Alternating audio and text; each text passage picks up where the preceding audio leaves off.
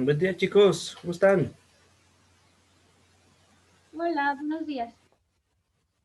Buenos días. Hola, profe, buen día. Buen día.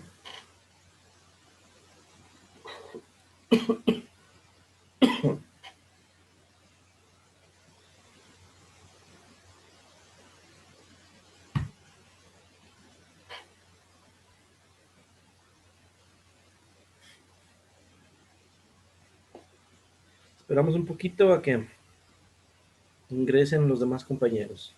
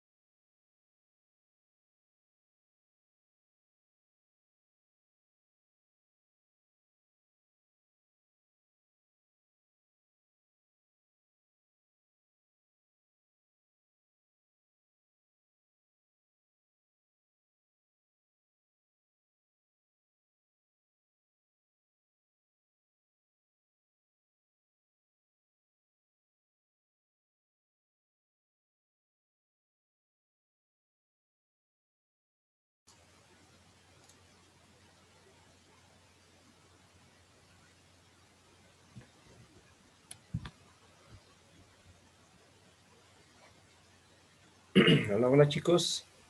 Faltan algunos compañeros, a ver si se conectan en el transcurso, ¿no?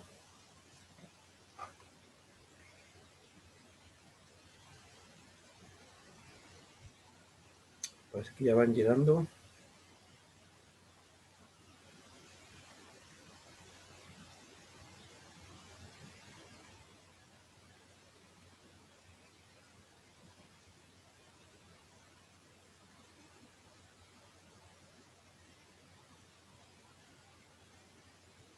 Ok, ya se van conectando. Perfecto. ¿Alcanzaron a leer algo, chicos? ¿Alcanzaron a hacer la lectura? Aunque sea algo.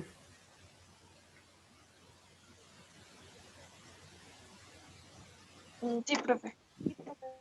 Sí, perfecto. Igual, pues sí, ayer sí lo hice muy apresurado el decirles que se ocupaba el reporte.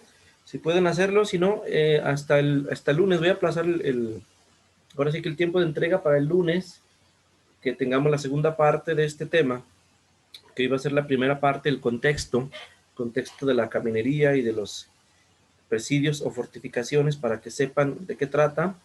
Vamos a ir de más a menos, de lo general a lo particular, para darle contexto, un contexto internacional, nacional e internacional, y luego ya la próxima semana, el lunes, ya aterrizamos a lo que es el tema en la región de Zacatecas, del estado de Zacatecas, en particular ya en algunos municipios, algunas regiones o áreas del estado de Zacatecas.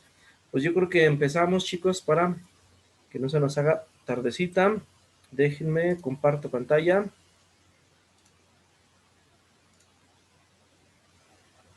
Listo.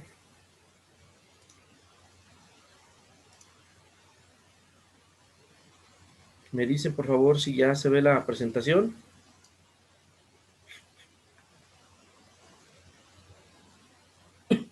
Sí. Perfecto. Sí, profe. Muy bien. Muy bien, pues faltan por ahí tres compañeros. Esperemos que se incorpore. Muy bien, como les decía, vamos a contextualizar este asunto son tres temas básicamente: caminería, fortificaciones y ocupación del espacio, ¿sí? Entonces, vamos comenzando. Ay, de veras, a ver si le sabemos cómo avanza esta cosa. Ok. Caminería. Este tema de caminería Esto porque también lo vamos a hacer así de manera un poco detallada, amplia, estas terminologías, ¿verdad? De caminería, camino real, de fortificaciones, presidios, de estrategias de ocupación, todo esto porque es lo que trabajo yo, es mi línea de investigación que trabajo en la universidad, en mis proyectos de investigación, en mi grupo de investigación. Esto es para que lo sepan, por un lado. Por otro también, por si acaso les puede llegar a interesar que sepan los conceptos básicos de qué trata, de qué va, se pueden decidir a lo mejor por esta línea, se puede incorporar, ustedes no sé si sabían, a los proyectos de los maestros, ¿eh? Ustedes ya se pueden incorporar a los proyectos de los maestros para participar, y entonces, por supuesto, que ganarían mucha experiencia. También, recuérdenlo, voy a subir en estos días más material. En esta unidad 2, la etapa colonial, va a haber mucho material porque la verdad es que sí es súper amplio el espacio-tiempo que trata esta unidad, que es la etapa colonial en Zacatecas. Entonces, me faltó por ahí subirles el libro que acabamos de publicar en la licenciatura, justo sobre el patrimonio y la identidad zacatecana, y donde ahí participamos tanto maestros como alumnos de la licenciatura con textos, con artículos. Entonces, eso es lo que ustedes también van a poder hacer, unirse a cualquier proyecto de maestro, de docentes, que así se requiera, que se puedan incorporar para participar y desarrollar estos temas, y pueden tener un tema de estos, ya incluso para pensándolo para titulación también. Así que para que lo vayan viendo, es de esta manera pues. Caminería, vamos a ver de qué va la caminería. Muy bien. Básicamente, chicos, es el estudio de todas las vías de comunicación. Eso es importante tener bien claro los conceptos de cada enfoque sobre estas vías. ¿Sí? Hay muchas denominaciones, podemos decir, hay muchas formas de nombrar estas vías de comunicación. La más común, ya la conocemos, es el camino, ¿verdad? A todo le llamamos camino cuando se trata de cosas diferentes. A lo mejor sí muy similares, muy poca diferencia, pero sí hay diferencias, ¿no? Entonces, ¿qué pasa con estas vías de comunicación? Es una forma de entender el mundo, cómo se conecta, cómo se construye, cómo se vincula, cómo se desarrollan las ciudades, el comercio, la sociedad, la política, las guerras, por ejemplo, ¿no? El dominio, el poder. Es una forma de entender lo que sucede en nuestro mundo a través del estudio de las vías de comunicación, que es muy importante. La comunicación, ya sabemos, que uno de los poderes principales del Estado, ¿verdad? Uno de los más importantes, la comunicación. Y en este caso, las vías de comunicación también lo son. Muy bien. ¿Qué buscamos desde esta caminería? Perdón. Buscamos encontrarle un orden, ¿verdad? Una lógica, una estructura a esta organización del territorio, del espacio-territorio, ¿verdad? Cómo es que está configurada, cómo se fue desarrollando, cómo se fue transformando hasta lo que conocemos actualmente. Eso mismo va a aplicar para Zacatecas y para sus trabajos, ¿verdad? De cada municipio. Encontrarle un orden a cómo están dispuestas las calles, las casas, los templos, ¿verdad? Incluso, por ejemplo, los cerros, ¿verdad? Que la naturaleza pues está dispuesta, luego como el hombre va transformando esta naturaleza, y a veces pues sí se puede llamar convivio con la naturaleza y a veces no. A veces es un dominio y hay un control, hay una lucha, pero no una lucha por el control del territorio, y hay una lucha por el poder entre la naturaleza y el humano, pues ya no decimos el hombre, el humano, ¿sí? Por quién domina a quién, ¿verdad? Entonces el territorio ya sabemos que se revela, defiende y hace lo suyo, lo propio, ¿no? A través de los climas, de terremotos, de todos estos fenómenos naturales. Así se expresa el territorio cuando se ve invadido, ¿no? Entonces, eso es buscarle una lógica, un sentido a este territorio. Por supuesto, también ya en estas vías de comunicación se buscan estas conexiones, estos vínculos que se van formando en todo el trazado de caminos, de direcciones, de ida y vuelta. Y lo que buscamos desde la historia, ya lo sabemos, esa es una palabra clásica, digo, básica también, que es la identidad, ¿verdad? La identidad, súper importante para la historia. Eso es lo que buscamos encontrar tanto en el pasado como en nuestro presente. Un sentido de identidad, de pertenencia, de saber quién somos, ¿verdad? ¿Cómo somos? ¿Por qué somos así? ¿Para qué somos también? ¿Para qué estamos en este mundo? Encontrarle un sentido, pero en este caso desde la configuración del territorio, ¿sí? ¿Y para qué? Pues lógico, esto último es muy importante para lograr una permanencia, ¿verdad? Dejar huella, dejar una herencia, un patrimonio. Acuérdense que patrimonio es eso, ¿no? Un legado al futuro, ¿no? A las generaciones. Entonces, de eso trata. Podemos investigar cualquier tema con estos sentidos, ¿no? Identidad, pertenencia y permanencia. Así podemos hacer nuestras investigaciones también. En este caso, pues va a ser desde la parte urbana, desde la parte de la caminería. Muy bien. Ok.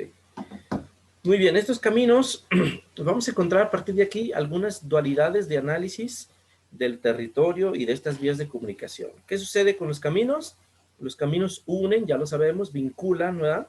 Organizan, pero también, por este otro lado, separan o aíslan, ¿verdad? También ahí es el ejemplo muy claro que sucede, por ejemplo, con la instalación del ferrocarril en el Porfiriato, en todo el país, ¿verdad? Desde luego también sucedía en Zacatecas. El paso del ferrocarril lo que hizo fue conectar de forma más rápida ciertos puntos, pero sobre todo, ¿saben qué? Ciudades importantes, ¿no? Ciudad de México, de Guadalajara, de Guanajuato, con la minería, por ejemplo, San Luis, Pachuca, centros mineros. Vámonos rápido, se ocupaba que hubiera una comunicación eficaz, ¿verdad? Eh, pero, eso sí, ciudades no tan importantes, ya sea que de importancia comercial o minera, que no lo fueran tanto, pues se iban desvinculando, ¿verdad? Del centro, de los centros urbanos principales, y entonces estos centros urbanos principales encontraron un mayor desarrollo que los demás y se fueron quedando, ¿verdad? Y esta comunicación, sí había comunicación con estos pueblos, comunidades, regiones que no tenían tanta participación de la economía, pero era ya solamente a través de estos arrieros incansables, pero de manera muy pobre, por decirlo de esta manera, ¿no? Entonces sí, se iba encontrando un atraso en estas poblaciones, y esto sucede hasta la actualidad, ¿eh? Por ejemplo, yo les explicaba lo del norte. El norte en la actualidad es muy aislado, se ve muy lejano, es muy despoblado, está muy lejano del centro administrativo, que sigue siendo la Ciudad de México todavía, y lo será por mucho. Acuérdense que en el norte se acostumbra, creo que eso no se los platiqué, esa idea de que son agarrados, ¿verdad? De que son codos. Acuérdense que eso es lo que prevalece en el dicho, en los dichos, y tiene un sentido de ser, tiene un sentido histórico, una explicación histórica de por qué son así, no tanto pues que sean así, sino que simplemente son administrativos, administran, ¿sí? Tienen una tendencia histórica a administrar porque pues hay lejanía, porque hay escasez, porque los climas están muy extremos. Entonces, desde aquellos entonces solo tenían la feria de Saltillo, estamos hablando de la etapa colonial, eh, solo tenían la feria de Saltillo y si acaso la feria de Taos en Nuevo México, para abastecerse de sus mercancías todo el año porque eran anuales, y entonces administrar lo que tenían. Y también acuérdense que se dominaba ahí la autarquía, ¿verdad? Es decir, el autodesarrollo, el autoconsumo, producían para ellos mismos nada más, un mercado muy interno. Entonces se aislaban del centro, ¿verdad? Entonces, si ustedes vieron ese mapita que les puse en alguna ocasión, si no aquí al ratito lo vemos también, está poco poblado el norte, porque hay grandes vacíos de población, porque había grandes desiertos, grandes sierras también, provocado por eso, pues, ¿no? Por la misma naturaleza, les digo, ¿quién domina a quién, no? Entonces, veremos estas dualidades. Sí, tienen sus privilegios, los caminos, ¿verdad? Tiene sus cosas positivas, pero sus cosas negativas también. Bueno, vámonos rápido porque se nos va el tiempo. Comunican e incomunican, ¿no? Lo que ya habíamos comentado.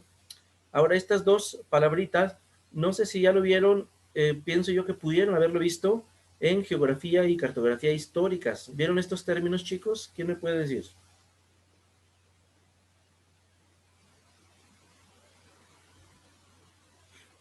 ¿Entienden a qué se refieren?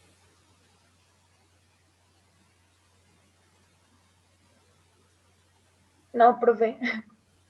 ¿Nadie? ¿Quién dijo yo? ¿No lo vieron en geografía y cartografía históricas? No.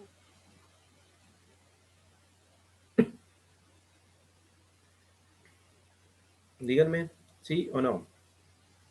No, profe, no lo vimos. Según yo no. No, ¿verdad? Bueno, rápido les comento, pues. Les digo, son estas dualidades, ¿eh?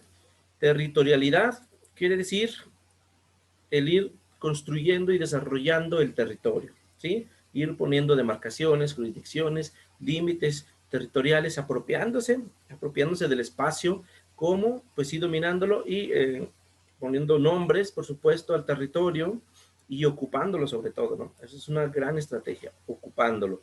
Entonces, territorialidad es cómo se fue desarrollando y transformando, cómo se originó un territorio, sí, sobre todo, eso es. Ahora, desterritorialidad, les digo, es lo contrario, ¿eh? Cómo se fueron perdiendo algunos territorios. Acuérdense en Zacatecas que fue cambiando, por ejemplo, el mapa, ese mapita de Zacatecas, como está actualmente, era muy diferente en el siglo XVI, siglo XVII, siglo XVIII. Acuérdense que, por ejemplo, Aguascalientes pertenecía a Zacatecas, Ojuelos de Jalisco pertenecía a Zacatecas. Antes, por ejemplo, Pinos pertenecía a San Luis. ¿Qué más? ¿Qué más? ¿Qué más? Así pues, hay un sinfín de cambios geográficos y eso se le llama desterritorialidad, es decir, cómo es que se va adaptando, transformando, configurando el territorio, pero sobre todo se puede analizar por la vía del control del poder territorial, que eso quiere decir desterritorialidad, ¿sí? Cómo es que hay esas luchas de poder territorial, ¿sí? Entonces, eso es desterritorialidad. Perfecto, vámonos. Camino y descamino, lo mismo. En el camino, pues encontramos todas las virtudes del camino, ¿verdad? Que enlaza, que vincula, sobre todo comercialmente, con hospedaje, ¿verdad? Ya sabemos que había mesones, ventas, lugares de hospedaje en los caminos. Las rutas, por ejemplo, de la fe, religiosas, ¿no?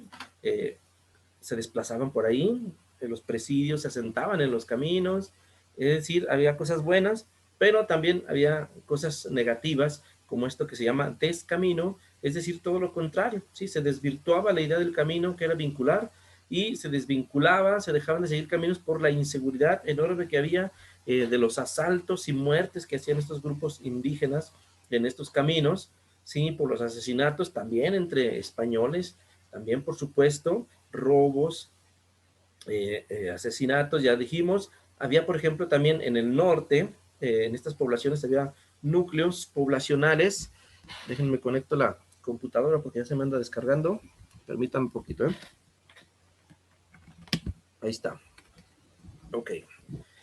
Entonces, ya en poblaciones que eran muy pocas, les digo, allá en el norte, desde entonces hasta la fecha, también había muchas faltas de autoridad, por ejemplo, o había abuso de poder.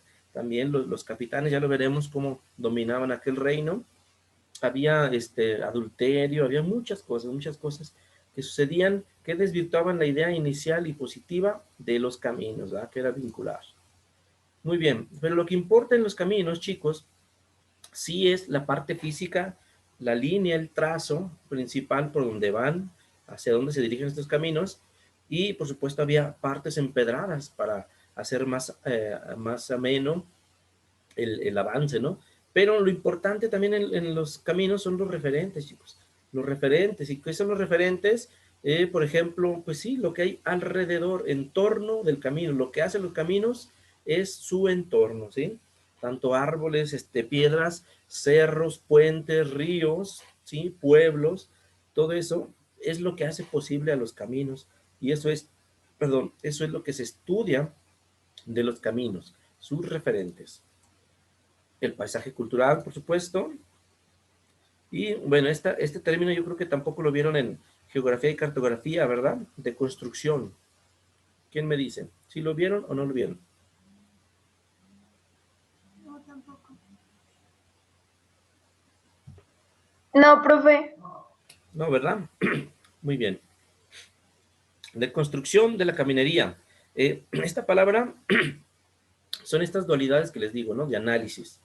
Construcción es forma positiva, ¿verdad? Construir. Acuérdense, por ejemplo, de las críticas constructivas, ¿verdad? Son para aportar, para hacer crecer a aquella persona que le estamos haciendo esa crítica constructiva, construcción.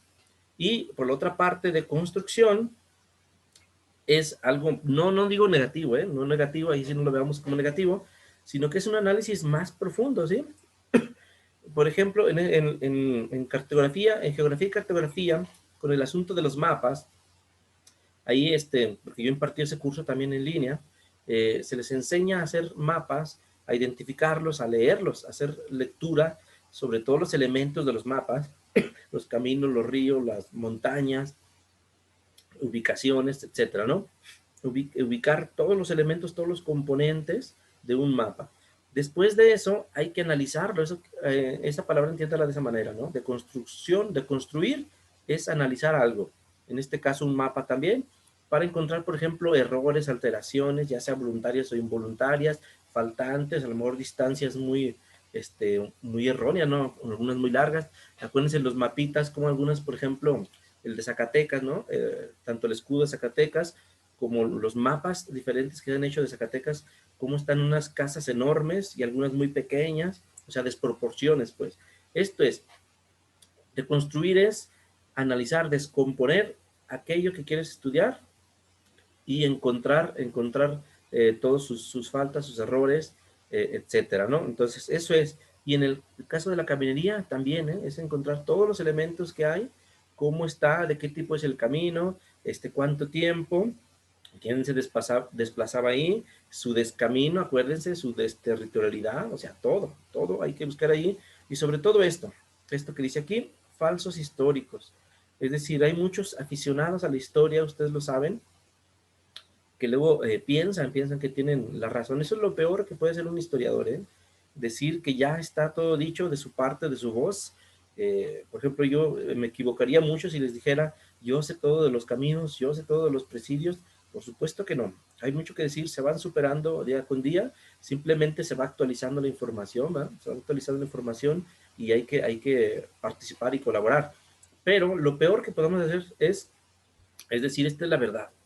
Esta es la verdad de este asunto y sobre todo inventar. Esto quiere decir falsos históricos, es inventar, es decir, a lo mejor te encuentras una fotografía de un camino, en este caso, ¿no?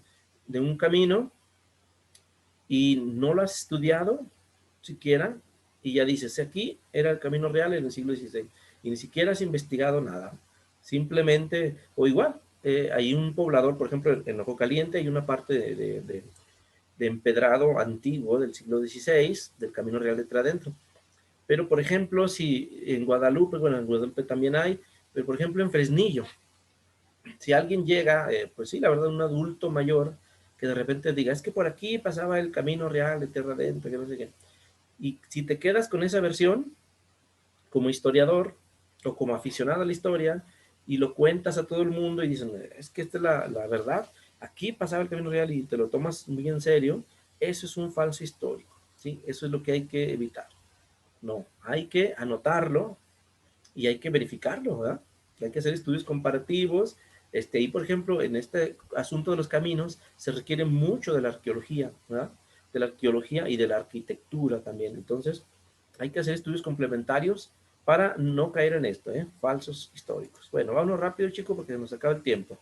Terminología de los caminos. Estos son los elementos básicos de cómo identificamos los caminos, ¿sí? En cuanto a dimensión e importancia. Lo primero es una brecha. Una brecha es que se va abriendo camino, como nos lo dicen, En este caso, por ejemplo, por la hierba, por los montes, se va haciendo pocas pisadas por esos lugares. A lo mejor brechas es lo que podemos llamar vías cortas, ¿no? Vías cortas o atajos. Lugares que son muy poco caminados, que solamente tienen esa función de conectar rápidamente un punto de otro, que no hay muchas huellas de caminantes, ¿verdad? Y que son muy cortos y poco cuidados. Eso es la brecha. El sendero, ese sí es ya más pisado, por decirlo así, más transitado, pero el detalle aquí es que un sendero es de poco alcance, ¿sí?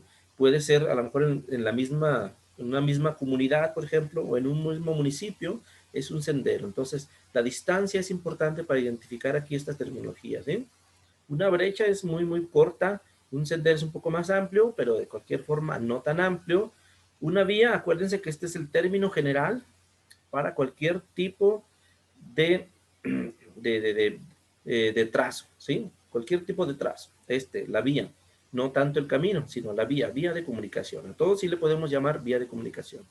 Calzada, las calzadas eran estas construcciones con la infraestructura más cuidada y más planeada y más duradera que pudo haber, ¿verdad? Ustedes conocen las calzadas romanas, si no los invito a que busquen ahí, aunque sea en Google, no importa, en Wikipedia si quieren, calzadas romanas, y para que vean la ingeniería que tenían, ¿no? Todo el ingenio que tenían y las proporciones como lo hacían, varias capas de empedrado, de terrado, de losas, entonces duradera, ¿no? Pero sobre todo tenían una función específica y eran de proporciones internas, ¿no? En algunas ciudades solamente, enormes, anchas, amplias, pero acuérdense las calzadas, por ejemplo, también en Tenochtitlan, ¿no? Entonces eran en lugares así muy acotados, ¿no? Y de poder.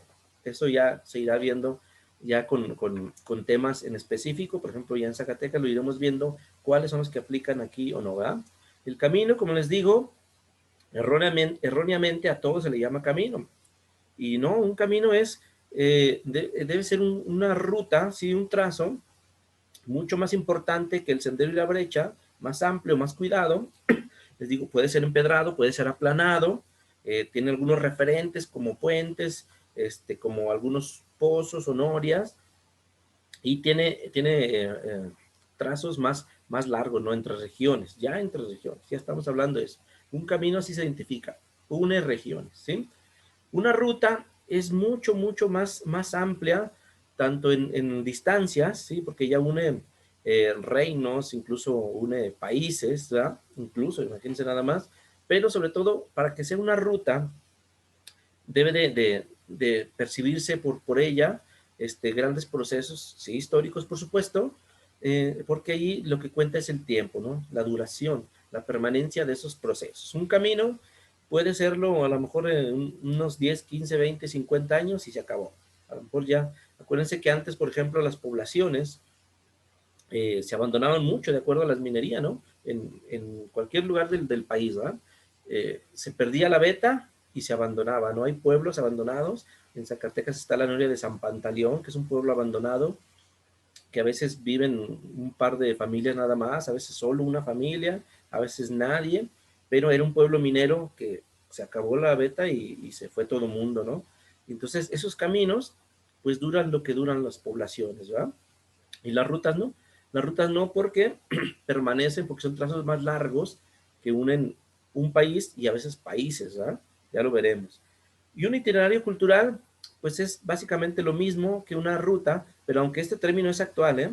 Este término de itinerario es más actual y sobre todo para términos más de ver el patrimonio, para términos de valorar más el turismo, por ejemplo, ¿sí? Y vamos a ver la definición de itinerario. Dice, representan procesos interactivos, dinámicos y evolutivos de las relaciones humanas interculturales que reflejan la rica diversidad de las aportaciones de los distintos pueblos al patrimonio cultural. Muy bien, ¿qué nos está diciendo? Para empezar, procesos interactivos. Entonces esto tiene algo muy importante, ¿verdad? Deben ser todo tipo de procesos religiosos, sociales, políticos, militares, etcétera, ¿no? Todos. Para que sea una ruta, un itinerario, debe ser muy dinámico, como dice acá, deben ser varios procesos, pero sobre todo esto que les remarqué en amarillo, ¿no? Deben de haber transformaciones de todo, ¿no? Del territorio, de la población, de la arquitectura, del paisaje, de todo, para que sea un itinerario. Muy bien, espero que quede claro. De cualquier forma, estos términos los podemos seguir viendo en el curso. Ahora, otro tipo de cómo podemos clasificar los caminos es esta, por su función, ¿sí? Por su función. El más importante en la época colonial es este, ¿no? Los caminos reales. No había solo uno, no había solo un camino real, sino que había varios caminos reales. ¿Qué quiere decir? De entrada, camino real, camino, ya lo definimos un poco. Ahora, real, básicamente quiere decir del rey, ¿sí? Camino del rey. Eso para empezar, ¿no? Todos los caminos eran del rey.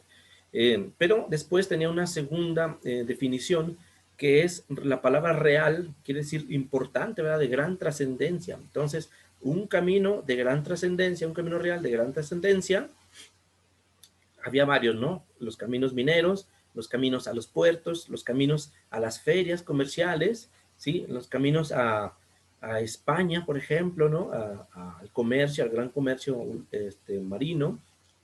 Entonces, así se definían los caminos reales y había varios, no solamente uno. También lo mismo sucedía con los caminos de la plata, ¿sí? Aquí el nombre no lo dice, el nombre nos dice para qué funcionaban estos caminos. En ese sentido, ahí se desplazaban todas las, ¿cómo se llama estas?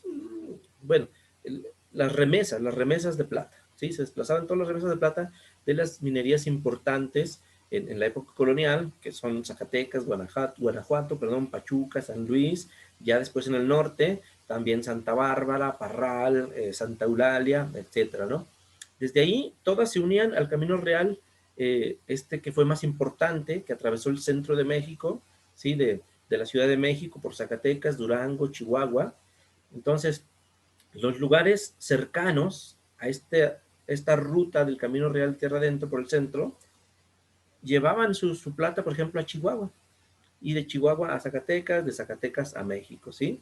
En cercanías de Zacatecas, pues también las otras minas llevaban su plata ahí a Zacatecas, y luego ya, por esta ruta de la plata, que es la más famosa, de la Ciudad de México a Zacatecas, o de Zacatecas a México. Esa es la más famosa, pero había varias rutas de la plata también, ¿sí? Está en la ruta de la fe, que básicamente es donde se observaron procesos religiosos, ¿no? Por ejemplo, de las misiones franciscanas o jesuitas, ¿sí? Está también de manera internacional el camino a Santiago, que es precisamente una ruta de seguimiento de donde estuvo este ya santo, ¿verdad? Santo Santiago. Esta ruta de peregrinaje que siguió en Europa, muy importante, y que actualmente ya hasta es turística a nivel internacional. Bueno, entonces de este tipo es de la fe. Caminos de agua, pues son estos desplazamientos que hacían, por ejemplo, por las costas, en el mar, de manera interna por los ríos, ¿no? Entonces sí, por supuesto, en lanchas, en barcos, en galeones. Esto es los caminos de agua. Caminos comerciales, pues qué decir, ¿no? Había caminos, acuérdense que esta palabra caminos, pues es general, ¿no? Lo utilizamos a veces de manera general. Un camino tenía, por supuesto, a veces no se definía solamente de una forma, ¿no? Este camino va a ser solo comercial, por supuesto que no. Tenía varios procesos, ¿no? Económicos, políticos, religiosos, pero había algo que dominaba, ¿no? Algo que dominaba. Entonces, en ese sentido, hay que ubicar los caminos comerciales. Como les decía, por ejemplo, estos de las ferias, ¿no? Es un camino comercial. De Zacatecas a Saltillo es un camino comercial, ¿sí? De Chihuahua a Nuevo México, en Santa Fe, a la Feria de Taos, era otro, ¿no? Camino de la Ciudad de México a Veracruz, al puerto de Veracruz, un camino comercial, por supuesto, ¿no? Así los identificamos. Otros son los militares, que son, por supuesto, de exploración y conquista. Ahí vamos a identificar que en el principio así lo fueron, ¿no? De hecho, pues sí, en toda la etapa colonial, pero sobre todo en el siglo XVI. Ahorita ya lo veremos cómo es que fue evolucionando esto, ¿no? De la ocupación del espacio. a través de los presidios, ¿verdad? De estos tipo cuarteles militares.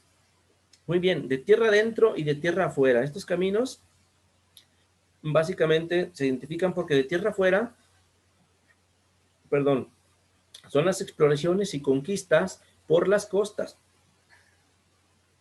Podría ser sí por agua, ¿verdad? O sí por tierra, ahí afuera.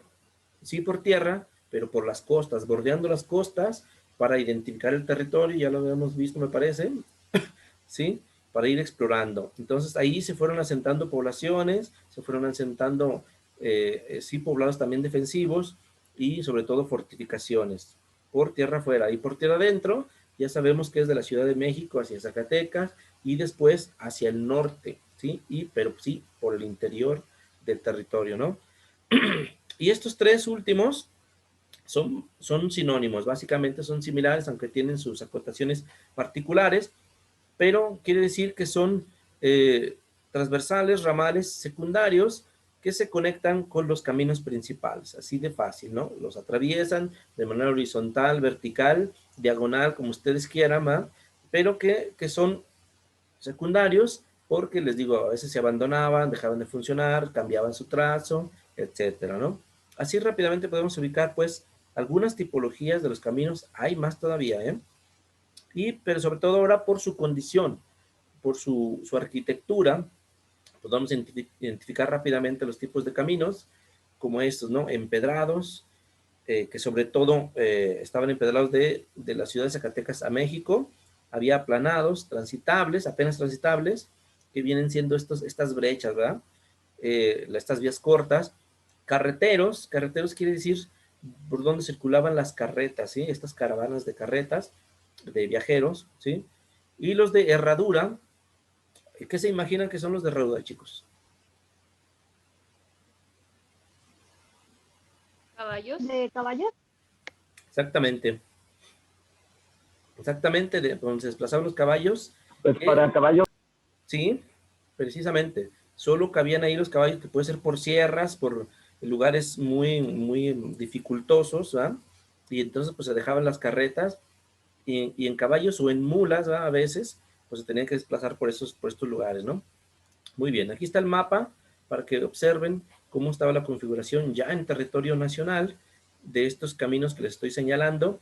Y aquí lo vemos, ¿no? De la Ciudad de México hasta Zacatecas, la parte más gruesa es el Camino de la Plata, que fue empedrado. Aquí es donde se puede encontrar evidencia de estos empedrados originales del siglo XVI.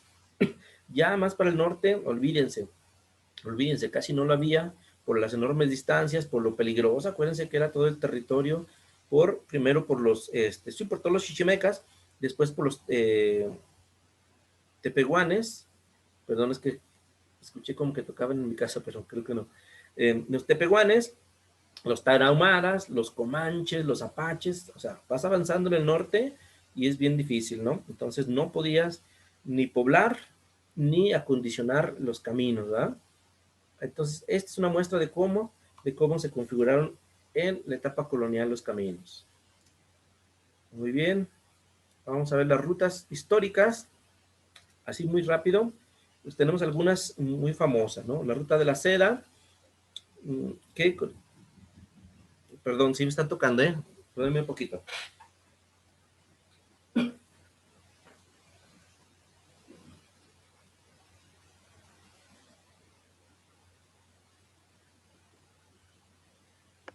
Saquen el 1.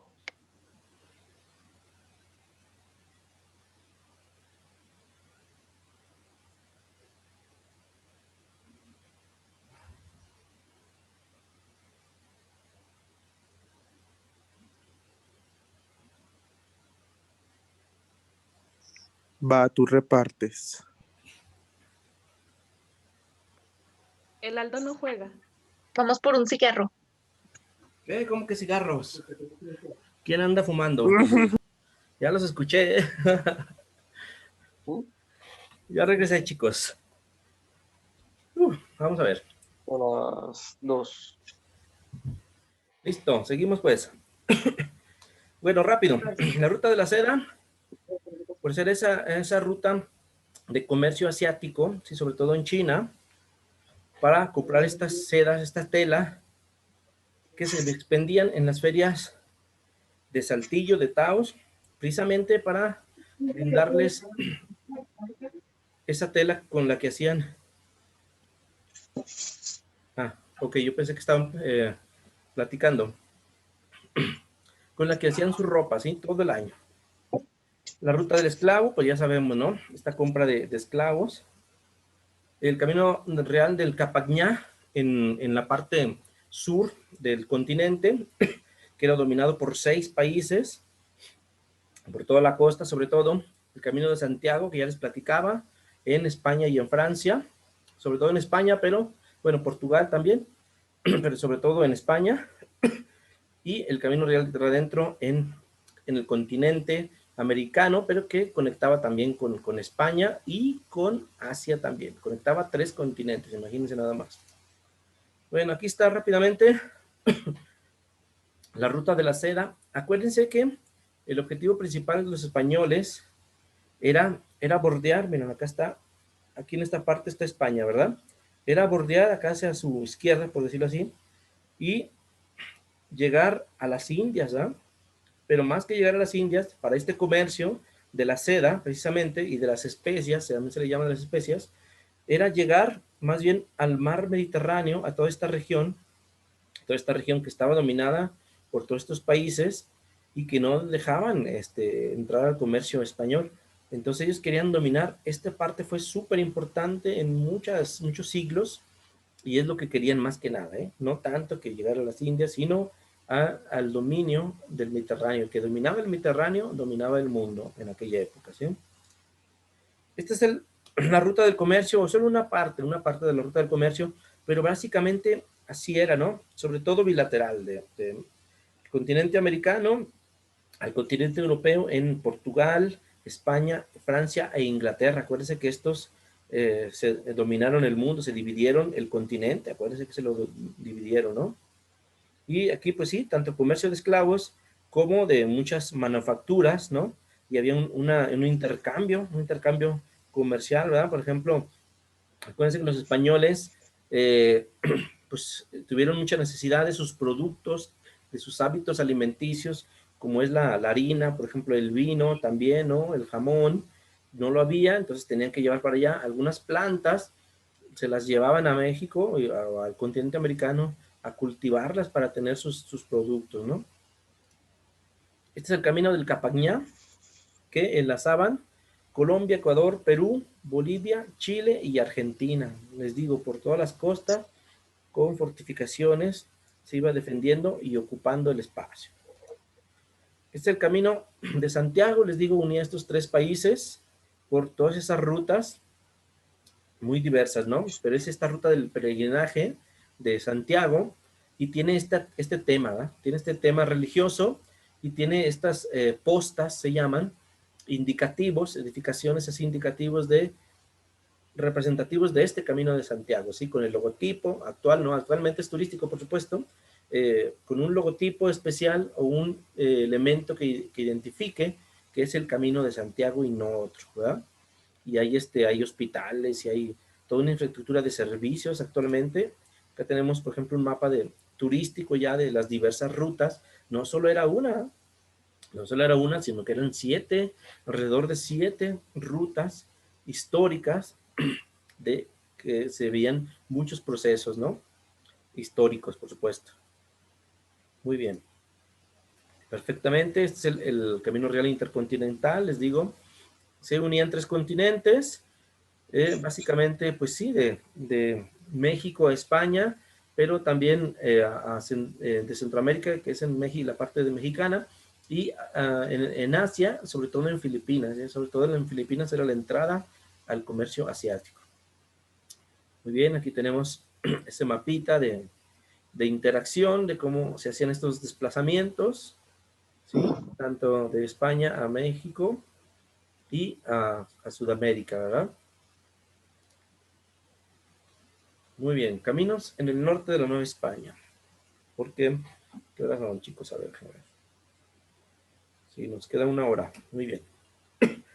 Aquí está, nuevamente traigo a ustedes esta clasificación que ya habíamos visto de los tipos de caminos que se observaron en México. Y aquí, por ejemplo, le agregué esto del hospedaje, pero se pueden identificar muchos más, de acuerdo a lo que ustedes quieran estudiar. En este caso, pues yo también he estudiado el hospedaje, ya no sé si algunos lo vieron, ¿verdad? Pero en la segunda unidad tengo allí un video, una conferencia sobre los mesones en Zacatecas, pero he estudiado el hospedaje, sí, en el mundo, por supuesto, pero sobre todo en México o en la Nueva España. Entonces, se pueden observar tipologías de camino, lo que domine, lo que predomine, en una actividad que predomine, se pueden hacer rutas. Por ejemplo, actualmente también se hacen, ¿no? Que la ruta del mezcal, que la ruta del mole, fíjense nada más. ¿Qué más? Rutas gastronómicas, pues, por supuesto, del café, ¿no? La ruta del café.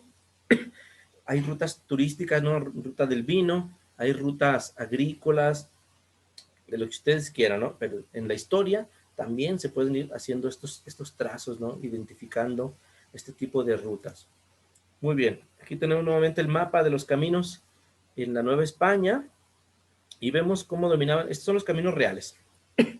Está el camino de Zacatecas hacia Saltillo, Monterrey, San Antonio, Texas, y luego hasta Santa Fe, ahí mismo, casi hasta Luisiana, hasta la Florida. Este es el Camino de los Texas, se llama Camino de los Texas, un camino real, ¿sí? Que une, si se fijan, dos países. También de aquí de Zacatecas, sobre todo de Durango, hacia la parte noroeste, el de las Californias, ¿no? Que llegaba incluso hasta acá, el Camino de las Californias, o Camino de Anza, por este gran capitán que lo fue configurando, ¿no? En rojo, desde la Ciudad de México, el Camino Real de Tierra Adentro, hasta Santa Fe, en Nuevo México. Tenemos los caminos que en un principio en el siglo XVI operaron, sí en México, pero hacia Zacatecas. La comunicación antes era Ciudad de México, sí Guanajuato, pero de ahí se iban a Guadalajara, y luego de Guadalajara había 4 caminos para Zacatecas. Eso ya lo veremos en particular cuando veamos el tema ya en Zacatecas. Y bueno, este es otro camino, otros caminos reales, ¿sí? Otros caminos reales ya lo vimos, son de la Ciudad de México, la ciudad administrativa del reino, del virreinato, que diga, perdón, y hacia los puertos, ¿sí? De Veracruz y Acapulco, después a Mazatlán también, a Colima también, ya con la apertura comercial, y el camino hacia el sur, ¿verdad? Entonces había muchos caminos reales. Este es el camino real de Terra Adentro, y a Nueva España. ¿Cómo se configura? En rojo, la ruta principal. En morado o azul, podemos ver estos ramales, estos cambios de camino. Antes era por aquí, por Parral, por ejemplo, a Chihuahua, y ya después fue por San Francisco de Conchos, ¿no? Acá también hay unos cambios, algunos quiebres. Estos son muy pocos, es una muestra nada más, pero ya a detalle, acercando el zoom y estudiando cada caso, hubieron varias variantes. Por ejemplo, aquí en Mapimí se poblaba y se despoblaba, se poblaba y se despoblaba, ¿no?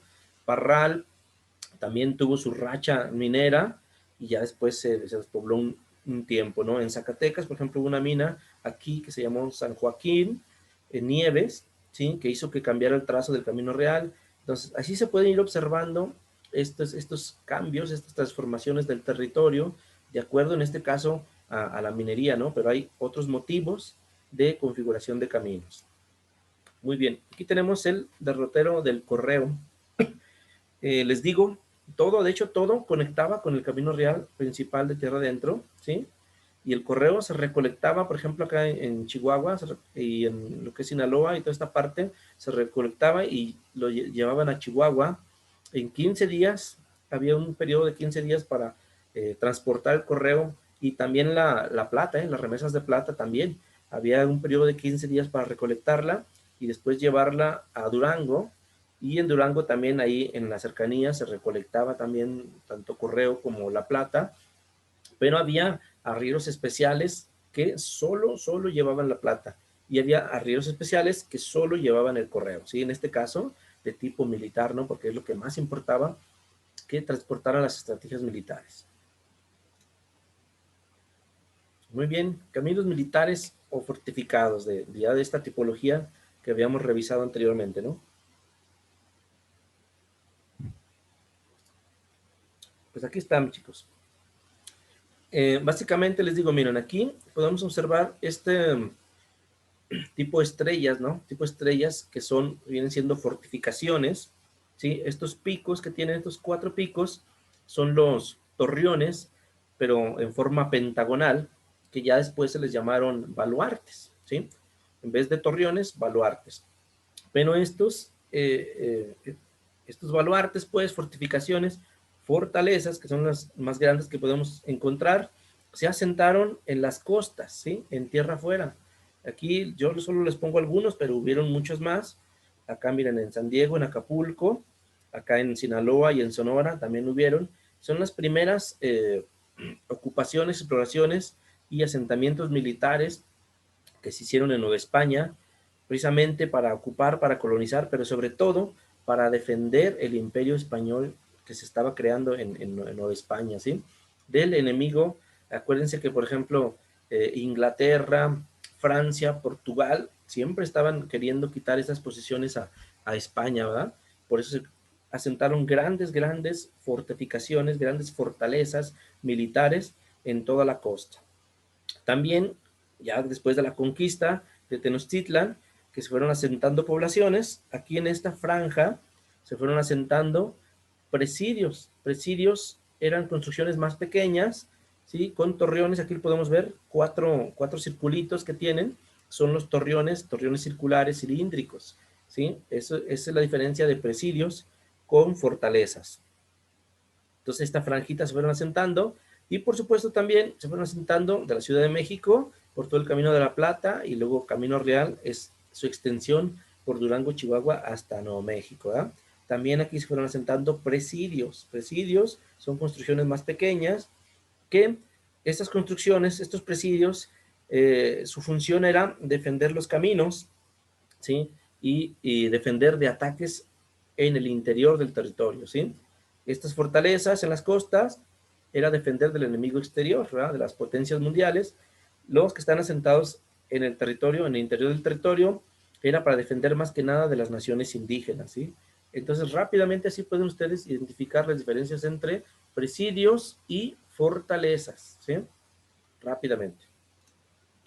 Muy bien, aquí tenemos ya los 3 caminos militares principales.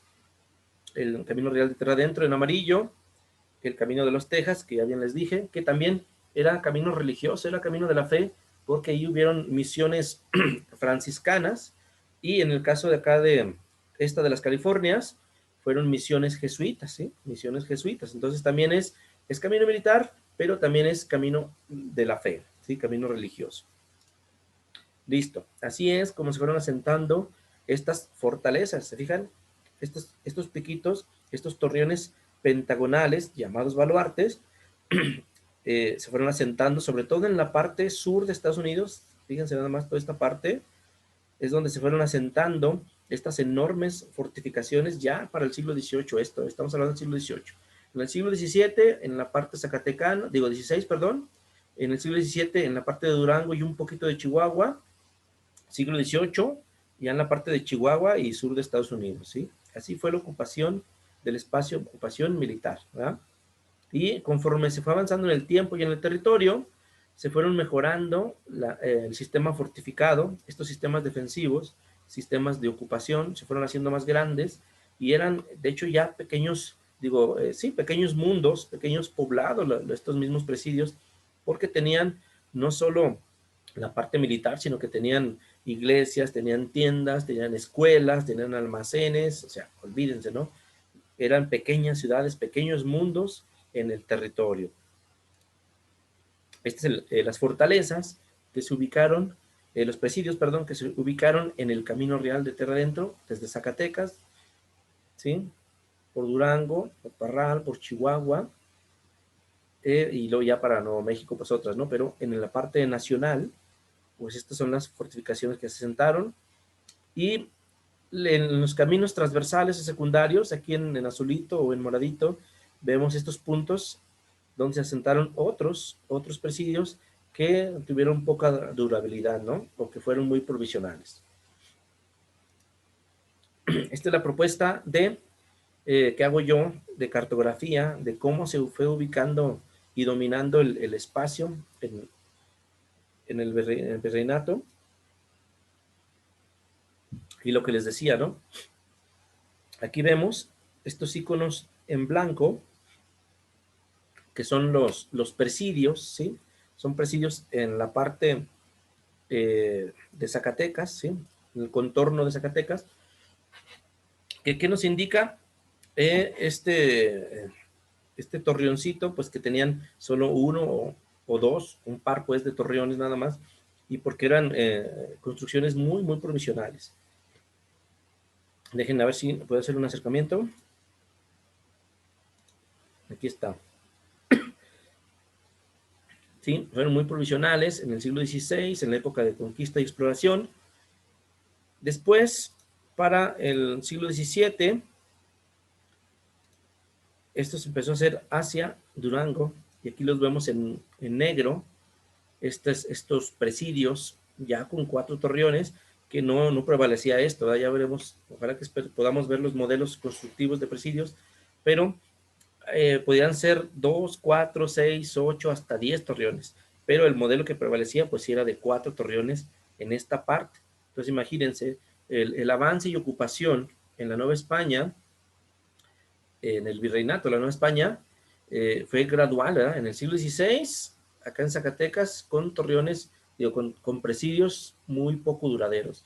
Luego ya en el siglo XVII se fue conquistando y fundando Durango con este nuevo sistema de presidios ya más duraderos, ¿verdad? Con más elementos fortificados, sobre todo. Luego, para el siglo XVIII, en lo que es Chihuahua y el sur de Estados Unidos, ya estas grandes fortalezas con baluartes, ¿verdad? Con estos torreones pentagonales. En el siglo XVIII se fue ya haciendo mucho más profesional las construcciones defensivas con más elementos militares que nada, ¿verdad? Así se fue ocupando pues el espacio en la Nueva España, ¿sí? Ahora, otro camino militar es el que se llamó de la Travesía, que se observó en la parte de Durango y Chihuahua. Aquí, si recuerdan, está el trazo del Camino Real, que viene de Zacatecas. Por este lado, por la izquierda, está Durango, lo que es la ciudad de Durango, y luego ya se va hacia la parte hacia el Pasaje, el presidio del Pasaje, luego el presidio del Gallo, el presidio de Cerro Gordo, el presidio de Conchos, y luego ya se va hacia el sur de Estados Unidos. Este es el Camino Real, En el presidio del Gallo, hacia esta desviación hacia Mapimí, y de Mapimí hacia el presidio de Cerro Gordo. Esta es la travesía, y si vemos aquí, se alcanza a ver esta parte más amarilla, es precisamente los bolsones, el desierto, fíjense nada más. El desierto, ese camino se trazó ahí en el desierto y era por motivos estrictamente militares, ¿sí? Para llevar estrategias militares. Así como hubieron más en grandes partes del territorio ahora ya nacional, ¿no? Ven, es un ejemplo de los militares. Y al final, todos los presidios, déjenme regreso un poquito, a ver si lo puedo hacer. Ok, vamos a ver. Ahí está, muy bien. Aquí en Zacatecas, les digo, en el siglo XVI se construyeron estos presidios muy, muy provisionales. Acuérdense que en la guerra del Mixtón, ¿no? Se solicitó poner tanto poblados defensivos como estos presidios en 1570 a 90. Se mandaron poner, pero ya cuando se ocupó el espacio, pues dejaron de funcionar, se destruyeron, se abandonaron, y de hecho casi ya no hay evidencia. Eso ya lo vamos a ver en la siguiente clase. Pero entonces ya cuando se dejó de utilizar, los soldados de aquí se desplazaron hacia Durango, hacia la parte de Durango, para fundar los nuevos presidios, ¿sí? Lo mismo sucedió en Durango en el siglo XVII, XVIII, sobre todo en 1751, dejaron de funcionar los presidios de esta región y también parte de Chihuahua, y se desplazaron acá, ¿no? A Sinaloa, a Sonora, a toda esta parte, se desplazaron en el siglo XVIII. Y entonces sí, cuando ya estaba pacificada estas regiones, los soldados y militares se desplazaban más al norte para seguir ocupando y pacificando el lugar, ¿sí? Eso es lo que sucedía. Entonces, eso pasó al final en el siglo XVIII. Miren nada más cómo se dispusieron, porque a esa parte del siglo XVIII era más agudo el asunto de la dominación mundial por las potencias, ¿no? Por los ingleses, los rusos, los franceses, querían conquistar el territorio español, el del Imperio Español, y por ello, miren, en esta franja, o sea, se hizo una franja casi de costa a costa de presidios, ¿sí? Se trasladaron los que habían aquí en Durango y en Chihuahua hacia lo que actualmente es la frontera de México con Estados Unidos, ¿sí? Que básicamente es bordeado por el río Bravo, que antes se llamaba Río Grande. Entonces ahí se asentaron más de 50 presidios para defender del enemigo exterior. Muy bien, hasta aquí todo claro, chicos. ¿Tienen dudas, preguntas, observaciones?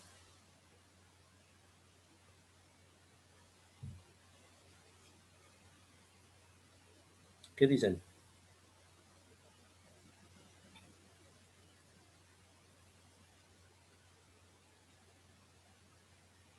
¿Nada? Avanzamos pues, ¿verdad? Todo bien, profe. ¿Todo bien? Ok. Bueno, esto le digo es contexto para que entiendan, ya cuando hablemos en Zacatecas, lo que sucedía con los caminos, con los presidios, es para que lo entiendan, ¿sí? Fortificaciones. Vamos a ver la terminología de las fortificaciones. Ese es el término general. Bueno, déjenme regresar un poquito para que no se me distraigan. Este es el término general, fortificaciones, para hablar de todas las construcciones militares. Bueno, no solo militares, todas esas construcciones con arquitectura militar, que es diferente. Las construcciones militares, pues sí eran los presidios, ¿no? O sea, sí no hay vuelta de hoja, pero había construcciones, por ejemplo, había misiones que estaban fortificadas, que tenían elementos militares, pero que no era una construcción militar, ¿verdad? Su función no era la militar. Entonces, una fortificación es toda aquella construcción que tenga elementos de fortificación, elementos militares, ¿sí? Que es muy diferente, eso hay que entenderlo. Había haciendas fortificadas, por ejemplo, este torreón que está aquí es de la hacienda de San Diego, ¿sí? Hacienda de San Diego en Luis Moya, Zacatecas. Es una hacienda de San Diego que tenía este torreón cilíndrico, ¿sí?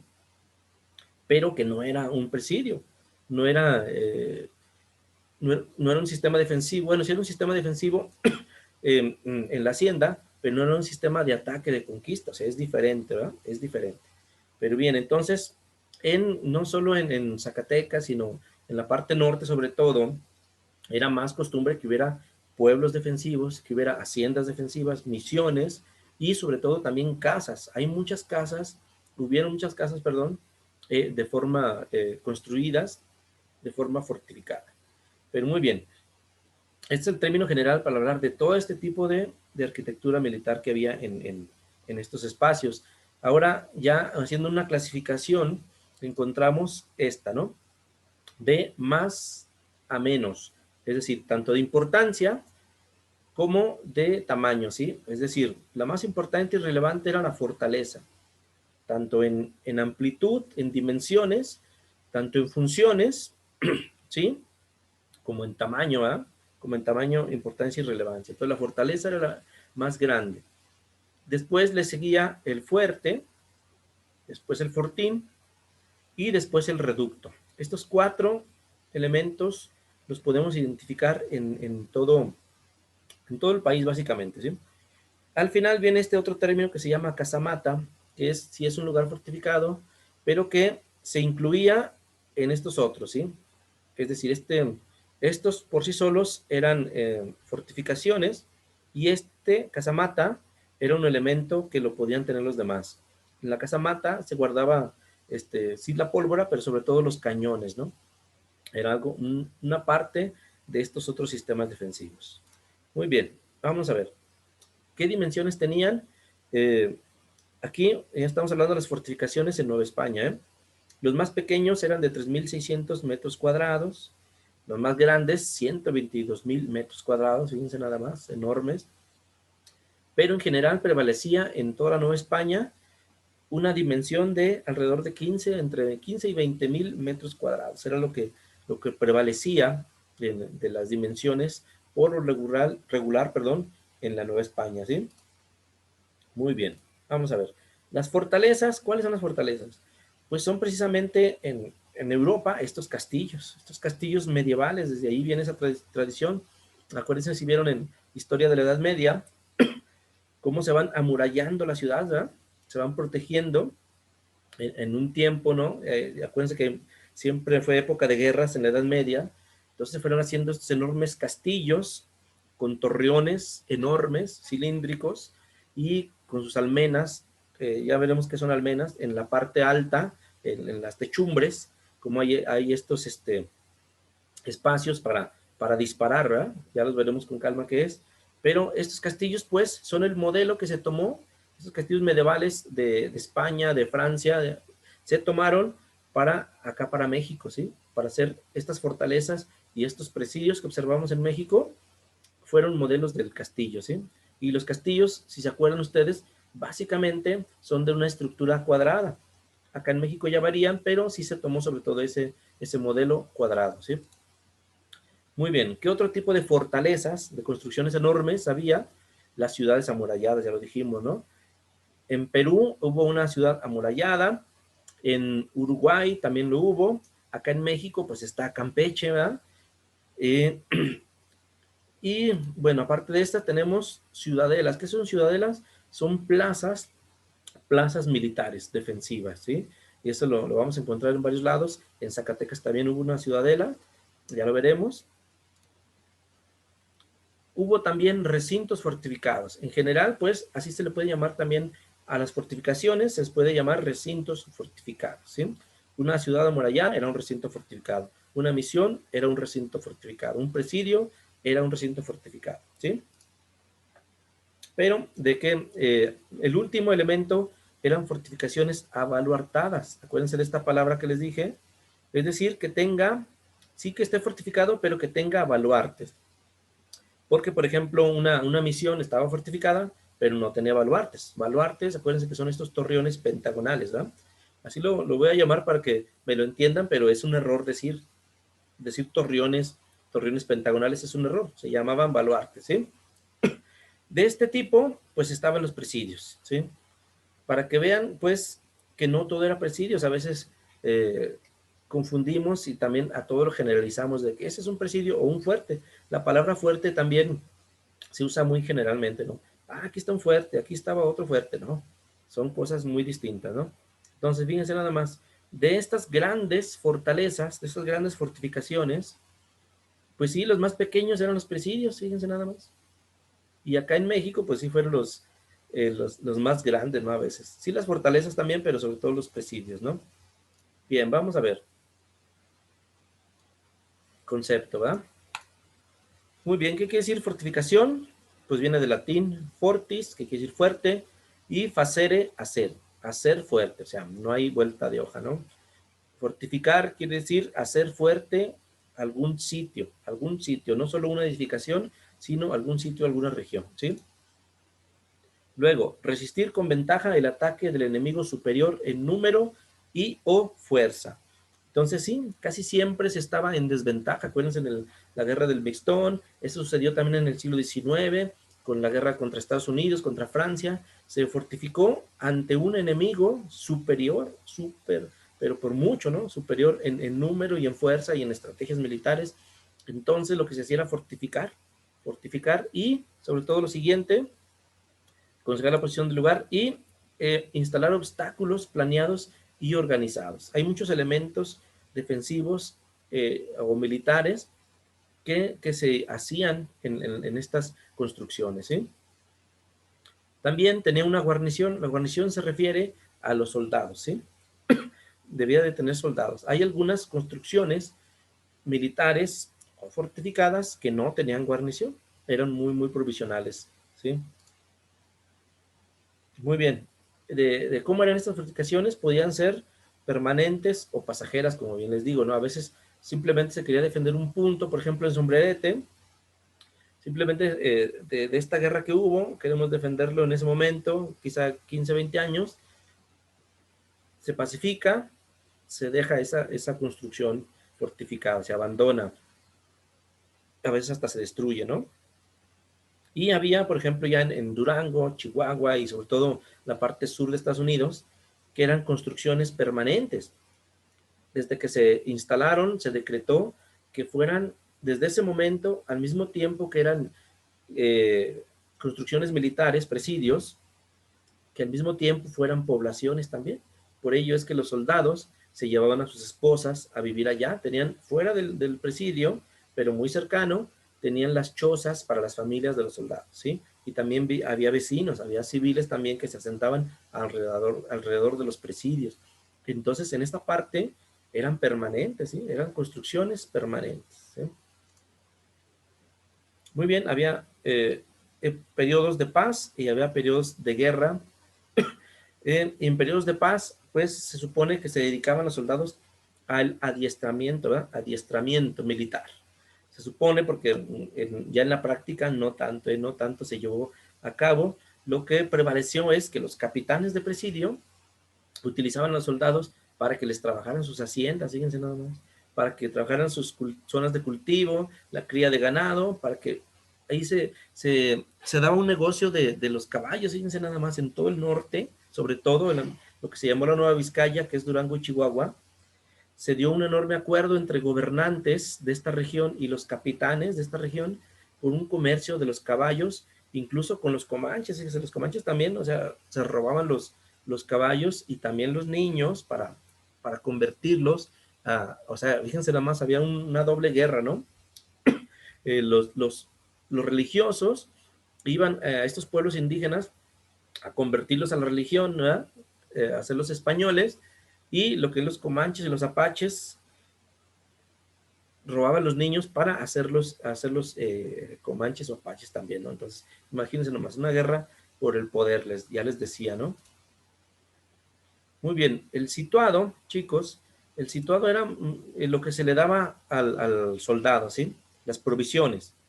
Por un lado, pues bueno, prevalecía un número de 40 soldados en cada presidio, pero va dependiendo, dependiendo sí del tamaño, que como ya les dije, ¿no? Dependiendo del tamaño de la construcción, de la importancia de la ciudad que se va a defender. Y, por supuesto, va evolucionando, acuérdense, de acuerdo a la etapa de ocupación. En el siglo XVI, pues sí, había a veces presidios de 15, nada más, de 8 soldados, fíjense nada más, porque era muy provisional. En Durango y Chihuahua prevaleció que eran más o menos de 40, 50 soldados. Ya en la parte sur de Estados Unidos, incluso había 100, 200 soldados, porque las construcciones eran enormes y porque acuérdense que se vino esta guerra con las potencias mundiales, ¿verdad? De Inglaterra, de Rusia, de Francia, entonces se tuvo que aprovisionar y fortificar y poner una guarnición mayor, ¿no? Los salarios, ganaban 1,000 pesos los capitanes y los soldados 400 pesos, era súper poco, súper poco, y por eso hubieron muchísimos casos de deserciones de los soldados, porque no les alcanzaban los salarios. Aparte, el capitán tenía el derecho de cobrar los salarios de los soldados en la caja real que estaba ubicada en Durango, y para luego dárselos a los soldados, pero no se los daba, ¿no? No se los daba pronto, o a veces ni se los daba, y lo utilizaba para sus haciendas. Había muchos abusos en esta parte, les digo, por esta descomunicación, por esta situación de aislamiento, de poca vinculación con el centro administrativo, ¿no?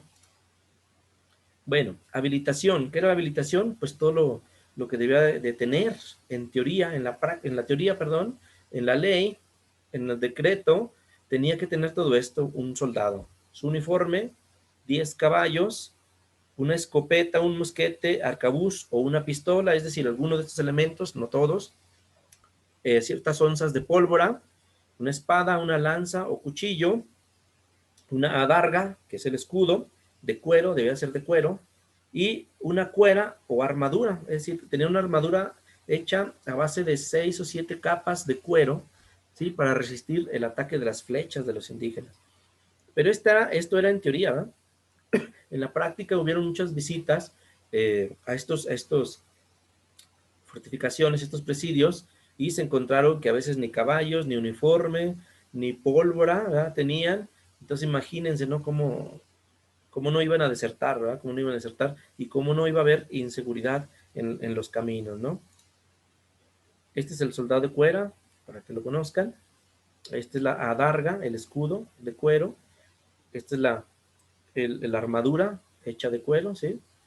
Entonces, desde aquellos entonces hasta la actualidad, recuerden, los soldados, los militares, debían de cargar todas esas provisiones. Esta armadura de cuero era súper pesada, súper pesada. Y aparte, les digo, debían de tener todos estos otros elementos, los debían de cargar. Actualmente es lo mismo, los soldados deben llevar su arma, su comida, todo, lo deben de cargar, ¿verdad? Y aunque estén las inclemencias del tiempo como estén, ¿verdad? Así haga un calor enorme, lo deben de llevar, ¿no? Bueno, vamos a ver ejemplos de fortalezas. Estos son los castillos que les decía, enormes, enormes castillos. Vean nada más grandes dimensiones, ¿no? Miren las personas y vean nada más lo impresionante, lo monumental. Estos son en España y en Francia, ¿eh? Estas son las fortalezas, los castillos de donde se tomó el modelo. Aquí tenemos otro. Vean nada más la dimensión, miren el tamaño de las personas y ven el tamaño de la construcción, ¿no? Súper enormes, monumentales, ¿no? Vean esto. Este es el diseño básico que se tomó para México, ¿no? Con 2 torreones o 4, ¿verdad? Porque no vemos el fondo. Pueden ser 4 torreones formando un cuadro. Este es el modelo básico que se tomó para instalarlos acá en México. Nueva España, pues. Esta es una imagen de la ciudad amurallada de Montevideo, en Uruguay, ¿sí? Aquí vemos cómo está rodeado por mar. Está amurallada. No se alcanza a ver mucho, pero sobre todo la parte frontal aquí se ve. Y aquí esta parte también se le llamaba ciudadela, ¿sí? Ciudadela. ¿Y por qué? Porque aquí está la plaza, mira, aquí al centro se ve la plaza. Una ciudadela era una plaza militar, ¿sí? Y era básicamente lo que se llamaba el último reducto. ¿Qué quiere decir esta expresión? Que era el último lugar, perdón, aquí donde se refugiaban los militares, los gobernantes, la gente más importante, según ellos, ¿no? Si invadían por las costas, al último llegaban a invadir esta parte llamada Ciudadela, y ya entonces sí dominaban el lugar, ¿verdad? Si no llegaban a este punto, estaba más fortificado. Si se fijan, estaba mucho más fortificado, ¿verdad? Tenemos una vista superior, ¿sí? Aquí está la Ciudadela que les digo, donde se refugiaban los gobernantes o los políticos más importantes para que no los atraparan, ¿no? Aquí tenemos la ciudad fortificada de Campeche, un acercamiento. Aquí está toda la fortificación, como era en un principio, ¿eh? Ahorita ya, por supuesto, que ya creció en población, en espacio y territorio, y desgraciadamente, pues bueno, la vida sigue, y precisamente para que haya espacio, tuvieron que derribar ciertos pasos, la muralla, en ciertas partes, perdón, las murallas, para que pudiera crecer la población a todos sus costados, ¿ah? Este es el modelo que les digo de presidios en la parte mexicana, ¿sí? La parte de la Nueva España, modelo cuadrado, con 3 o 4 torreones, ¿sí? Que uno de los torreones era la capilla, como en este caso, miren, aquí se ve el campanario. Esta era la entrada, tenía su propia entrada a la capilla, debe estar separada la entrada del presidio a la capilla. Este es el claustro, ¿sí? Tenía su plaza de armas. En esta esquinita, en esta escuadra, las habitaciones de los soldados, y por lo regular en este torreón se guardaban las armas, la pólvora y los granos para alimentarse, ¿verdad? Este es el modelo básico de los presidios. Aquí tenemos, esta es la hacienda, ex hacienda de San Diego en Luis Moya. Este es el torreón que tengo de imagen por cada apartado temático, acuérdense. Este es que estaba, fíjense nada más, es muy diferente. Por eso se conoce que no es un presidio, porque estos torreones deberían de sobresalir de la construcción, y aquí en este caso lo vemos que no, ¿verdad? Sí tiene estas mirillas que se llaman aspilleras, por donde sacan los rifles defensivos para disparar, pero no es un presidio porque esta construcción debería estar hasta acá arriba, ¿no? Debería ser, sobresalir de la construcción propia. Bueno, aquí tenemos otro modelo. Este es una fortificación. Este es el presidio el fuerte de San Juan de Ulúa en Veracruz, uno de los primeros, y está enorme, ¿no? Está enorme y está entre el mar, porque es en el puerto, ¿no? Ahorita vemos qué condiciones porque esté en el mar. Ahorita ya veremos eso. Muy bien, esas son las fortificaciones, las fortalezas, ¿no? De grandes dimensiones. Ahora, un fuerte, ¿en qué se diferencia de una fortaleza? Pues sí, en tamaño para empezar. Obra pequeña, que con eso ya lo definimos, ¿no? Permanente o pasajera. La fortaleza era más permanente que pasajera. Un fuerte era más pasajero, por un lapso de tiempo nada más. Un fuerte, su función era defender un paso. Esto sucedió, y ya lo veremos en Zacatecas. Hay una localidad que se llama así, El Fuerte, no sé si lo conozcan, casi llegando a Malpaso, y que duró muy poco tiempo, precisamente tanto por lo arduo de los ataques, se cambió, precisamente de ahí se pasó a Malpaso, ¿sí? Y ahí en Malpaso quedó ya de forma un poquito más permanente, que también no duró mucho, pero bueno, defendían un paso. El fuerte de Malpaso también defendió ese paso, que era ese camino, precisamente Malpaso, ¿verdad? No era tan bien recomendado pasar por ahí, pero lo defendió y se acabó, dejó de ser presidio o fuerte y se convirtió en población, ¿no? Es parte de un sistema defensivo, ¿sí? Es decir, acuérdense, una fortaleza es enorme y tiene varios elementos militares. Uno de esos elementos militares es el fuerte, ¿sí? O sea, una fortaleza, por ejemplo, ya lo vimos, de forma cuadrada, con estos torreones o baluartes en las esquinas. Aparte de eso, tenía otros elementos adelante o alrededor, como fuertes, ¿no? Pequeñas fortificaciones defensivas también, ¿no? Entonces, un fuerte era parte de una fortificación mayor, ¿sí? De hecho, los demás operaban de la misma manera, ¿sí?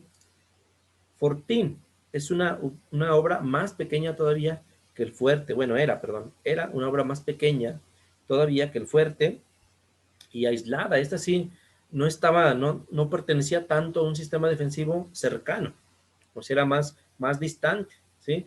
Está la fortaleza enorme, luego a pocos metros estaría el fuerte, o bien un fuerte podría estar en una ciudad, por ejemplo, independiente también, pero el fortín ese sí estaba, por ejemplo, en un camino.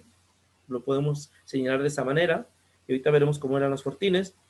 Y, por supuestamente, bueno, aquí está. Eran básicamente de una sola pieza, un torreón de una sola pieza, miren, como lo tenemos aquí en la imagen y en esta otra, ¿sí? Estos ya, bueno, son fortines modernos, ¿no? Ya modernos, porque no hay en la actualidad que los originales casi no se quedaron como evidencia material, ¿no? Pero esta es la estructura de estos fortines y eran obras aisladas en los caminos lejanos, ¿no? Este es un reducto, ¿sí? Por ejemplo, este es en Campeche, y que era una obra pequeña también, con una torre elevada. Bueno, estos términos ahorita los veremos para que no se me confundan ahorita, pero tenía estos, sí, trincheras. Trincheras son estas, mire, este pequeño camino, que también por el interior había este pequeño camino, que aparte de trincheras se le llamaban fosas, ¿sí? O sea, estas zanjas, ¿no? Que había zanjas defensivas. Esta es la casamata, que les digo, estas sí formaban parte de sistemas defensivos, que estaban sobre todo en la parte baja, era donde ponían los cañones, ¿sí? Aquí está, miren, tenía una bóveda amurallada con batería baja. Batería quiere decir que tenía cañones. Entonces, tenía cañones en la parte baja de la construcción. Y lo que hacían era defender esta zanja, este foso que les decía yo, ¿no? Bueno, ¿hay preguntas, chicos? ¿Sí están todavía ahí? ¿O ya se me fueron? ¿Cómo andan? No, profe, está bien claro. Vamos. Gracias. Ok, ¿todo clarito? ¿No tienen dudas, preguntas, nada? No, profe. Profe, Profe, ¿Sí? yo tenía una duda, pero fue de casi del principio de la clase, A ver. cuando tocó el tema de los falsos históricos. Sí. Yo tenía una duda de si usted de casualidad supiera si las vías del tren antes pasaban por otro lado que no fuera donde están ahorita. Bueno, es que sí, a lo mejor mi duda no tiene mucho que ver y también sí la respondo al final o no sé. Sí, no, está bien, ¿eh? Pero, bueno, yo no dedico tanto. Acuérdense que los historiadores debemos de acotar nuestro espacio y tiempo de investigación, ¿verdad? Nuestros temas.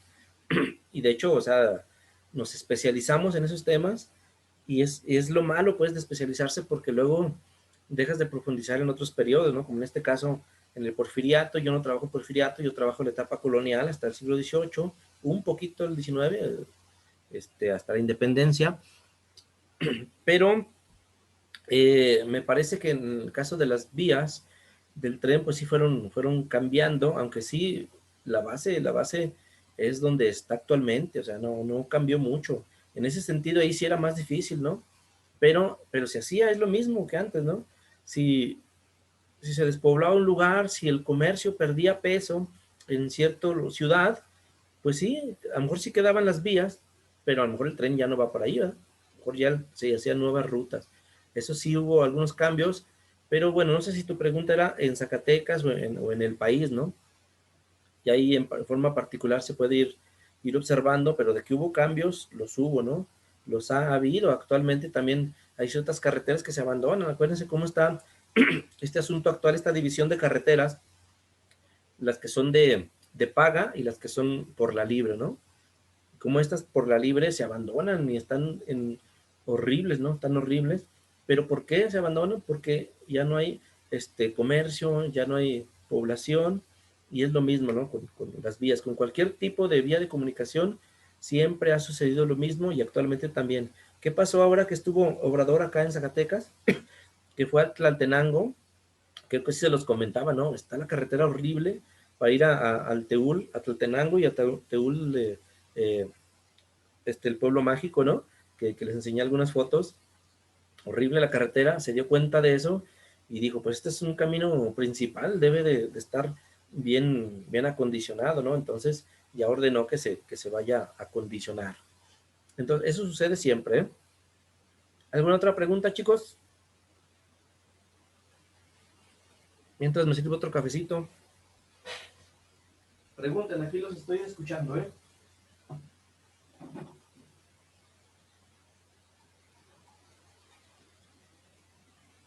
¿Todo claro?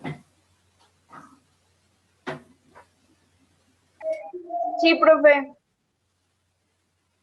Perfecto, muy bien.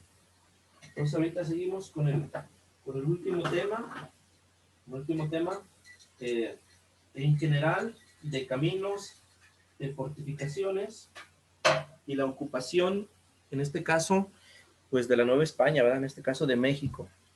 Ya en la siguiente clase veremos estos mismos temas, caminos, fortificaciones y ocupación, pero ya en Zacatecas, ¿sí? En el estado de Zacatecas. Muy bien, para que sepan rápido algunos términos de arquitectura militar. Aquí lo tenemos. Foso y parapeto. Esto es básicamente estas zanjas que vimos en las imágenes, ¿no? Zanjas defensivas, pero que se llaman, elegantemente, se llaman fosos. Y aquí está, ¿sí? Las construcciones, vean, podían ser defensivas de dos formas, o hundidas, como está en este caso, o en barrancas, ¿verdad? En parte altas. O también puede ser hundido, foso hundido, en este caso de agua.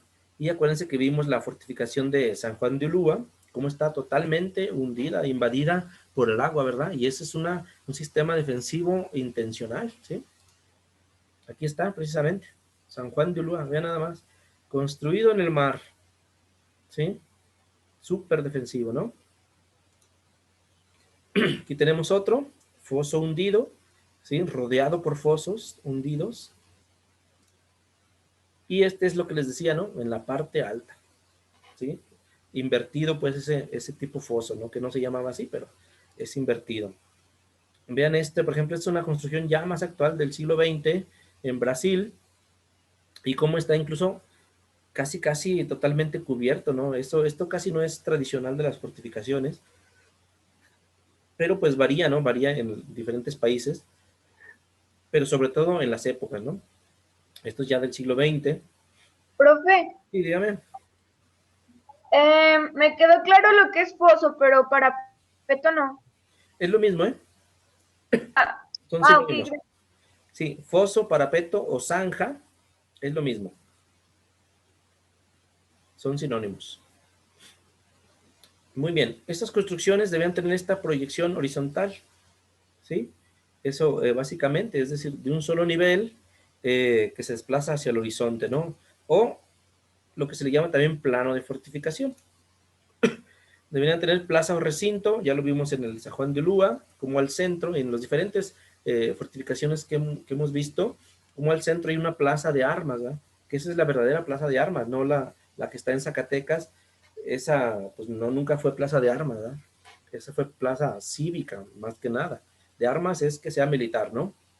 Aquí en este caso, pues vemos cómo tenía varias placitas, ¿no? Les digo, este es un modelo diferente, pero por lo general así era. Su barda perimetral, es decir, la que rodea toda la estructura, se le llamaba barda perimetral, se llamaba cortinas o murallas también. Son sinónimos, ¿eh? Son sinónimos estos tres. Con o sin almenas. Las almenas, acuérdense que les dije que en el techo tenían estos salientes y estos espacios en medio para sacar las armas y disparar, ¿no? Eso se le llama almenas. Ahorita lo vemos un ejemplo, veremos un ejemplo. Deberían tener torreones, ¿verdad? Precisamente ya lo verán en esa lectura del libro que sacamos en la licenciatura sobre patrimonio en Zacatecas. Yo abordo el presidio o fuerte de Ojuelos en Jalisco, y ahí es donde yo hago una crítica de que no hay presencia de torreones, y si no hay presencia de torreones no es una fortificación, es otra cosa menos una fortificación, ¿verdad? Eso pues ya lo veremos. Entonces, por un lado, acuérdense, siglo XVI, más o menos, eran torreones, ¿verdad? Eran torreones. Ya en el siglo XVII y XVIII ya eran baluartes. Eran estas formas pentagonales, ¿verdad? Y un sinónimo de baluartes es bastiones. Entonces lo pueden encontrar así. Si dicen, hay un bastión aquí y allá, quiere decir baluarte, ¿sí? Quiere decir que tiene una forma pentagonal. ¿Sí? De hecho, este término también erróneamente lo utilizan para decir una fortificación, ¿verdad? Por ejemplo, les digo, el de Malpaso era un fuerte de Malpaso. Y a lo mejor dicen, el bastión de Malpaso. Pues no, es un error, ¿verdad? Porque no era pentagonal. Ahí está, saliente de la muralla. Ese es el otro elemento característico de un presidio, ¿sí? O un fuerte militar. Que el bastión o el torreón sobresalga de la muralla, ya se los comentaba, ¿no? Si no sobresale, entonces era otra edificación militar, pero no un presidio ni fuerte militar. Rebelín, ahorita les digo que es el rebelín, aquí viene la imagen, pero eran refuerzos en media luna. Acuérdense ahorita, vamos a volver al presidio del fuerte de San Juan de Ulúa, cómo está la fortificación principal, y luego adelante hay otras pequeñas estructuras, esos son los rebelines, que están en forma de media luna, ahorita lo vamos a ver. Camino cubierto, pues es el entorno, el frente de las fortificaciones. El glacis, ahorita lo veremos en otra imagen cuáles son, y los contrafuertes. Bien, aquí está lo que les decía, ¿no? Esta es una hacienda porque no sobresale el torreón. Esta es la muralla o cortina, ¿sí? O la barda perimetral. Este es el contrafuerte, ¿sí? Y aquí está. Este es el fuerte de San Juan de Ulúa. Esta es la plaza militar, ¿sí? Estos son los baluartes o bastiones, le podemos decir. Foso hundido, ¿no? Este es el rebelín, ¿sí? Pequeñas fortificaciones enfrente, en forma de media luna, ¿sí? Vamos a ver, tenemos más imágenes. Aquí está una imagen de los elementos que ya comentamos. En la parte blanca es la plaza, la parte verde es toda la construcción del presidio, ¿no? La parte rosada son los rebelines, había varios. Había uno enfrente en la parte principal mayor, de mayores proporciones, y había pequeños rebelines que reforzaban la seguridad, ¿no? Esta parte como amarilla, anaranjada, pues son los baluartes, ¿sí? 1, 2, 3, 4, 5, 6 baluartes, ¿sí? Y esta parte que está en amarillo y en gris, estas puntas, eran glacis, ¿sí? Eran estas pendientes que se hacían en el terreno para que se les dificultara, perdón, al enemigo llegar a la fortificación, ¿sí? Aquí tenemos otra imagen de cómo se ve. Esta es la construcción, este es el baluarte, esta es la muralla, ¿sí? Y este es el foso, aquí vean el contorno, este es el foso. Vamos a ver otra imagen. A ver, otros elementos de arquitectura militar que estaban presentes no solo en presidios, sino en haciendas y en misiones y en casas civiles. Y ahorita lo veremos algunos ejemplos.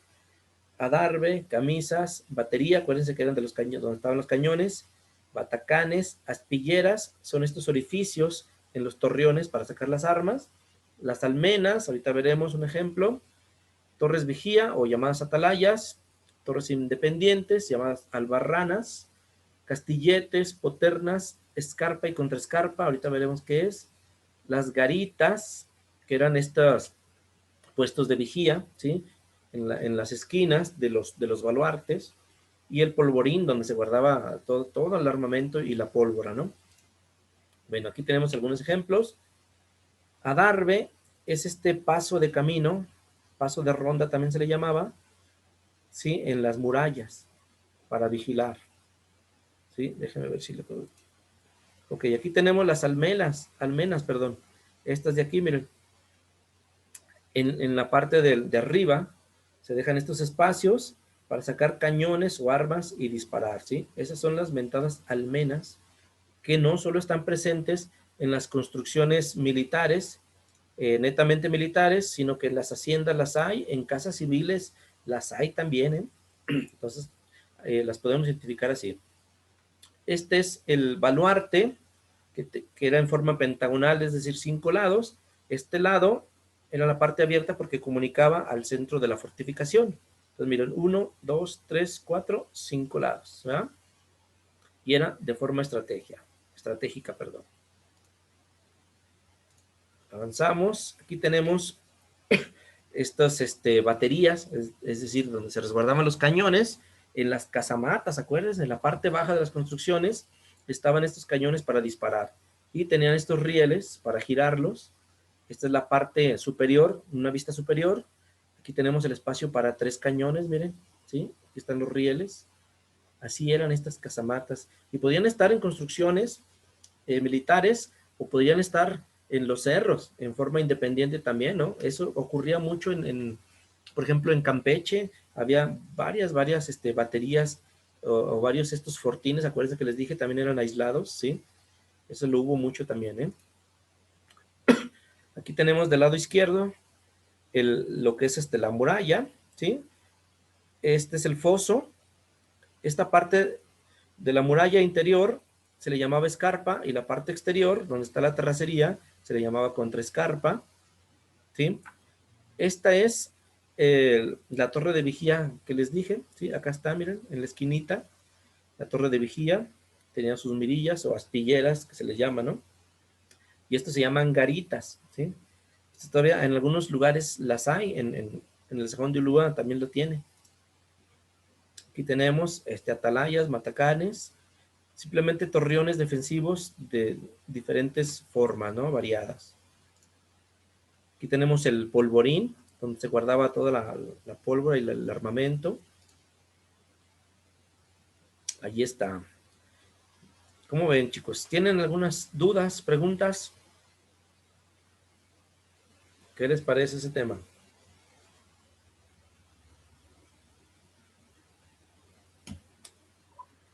La Ah, verdad pues sí sí es está muy interesante. Ah, A ver, pónganse de acuerdo. ¿Quién? Andrés. bueno, pues yo nada más quería decir que sí es muy interesante el tema, bueno, pero eso como que como que mucho conocimiento, bueno, como mucha información así de lleno, como por ejemplo yo no estaba muy familiarizado con todos esos nombres. ¿cierto? Sí, para que vean que hay mucho detrás, ¿eh? Luego a veces, por ejemplo, si tienen oportunidad de conocer alguna de estas evidencias materiales de algún presidio, de alguna fortificación, pues ya rápido van a decir, miren, esto lo aprendimos allí, este se le llama aspillera, ¿verdad? Este es una almena, o este es una misión, etcétera. Entonces, esto es para que identifiquen su entorno histórico, ¿verdad? ¿Quién más? ¿Quién más quiere opinar? Yo, profe, Sí. de aquí en Zacatecas he visto una parecida en una casa de cerca del archivo histórico, Ajá. una, no sé si sea una como torreón o algo así, está chiquito y tiene como ¿cómo se llama? La aspillera, pero no sé si sea de verdad una o sea otra cosa. Sí, pues hay que revisarlo, pero en la ciudad de Zacatecas dices, ¿verdad? Sí, aquí. Aquí en la ciudad de Zacatecas, capital, no hubo presidios, ¿eh? En la etapa colonial, ¿eh? En la etapa colonial.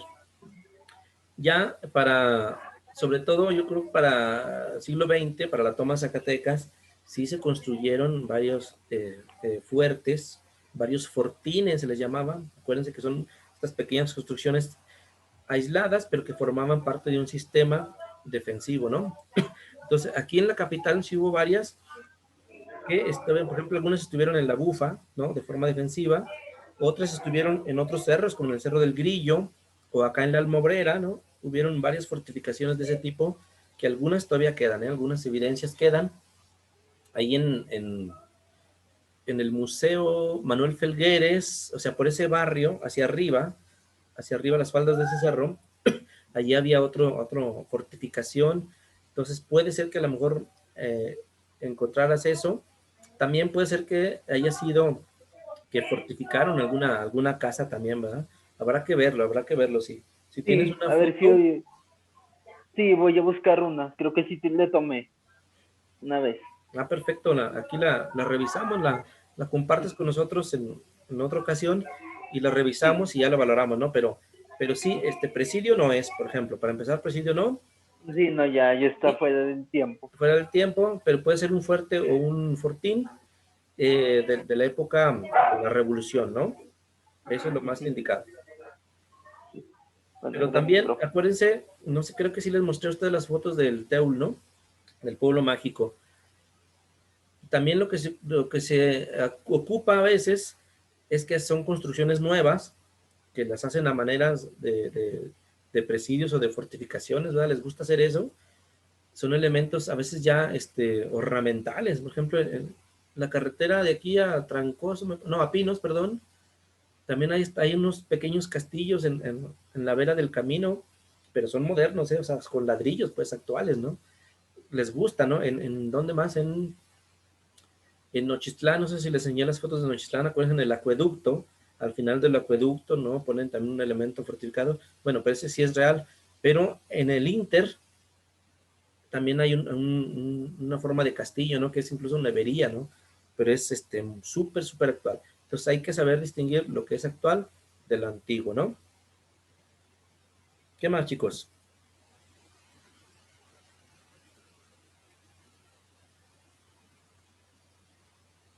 ¿Todo bien?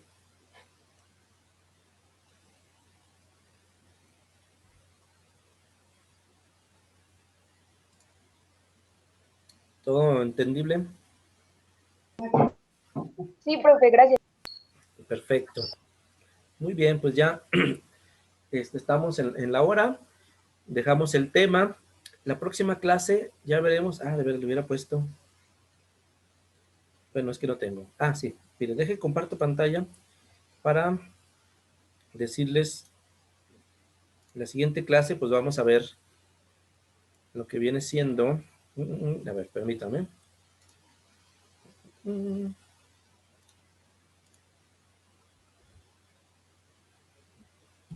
Permítame poquito.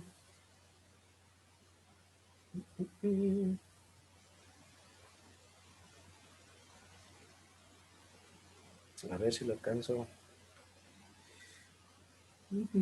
Aquí está.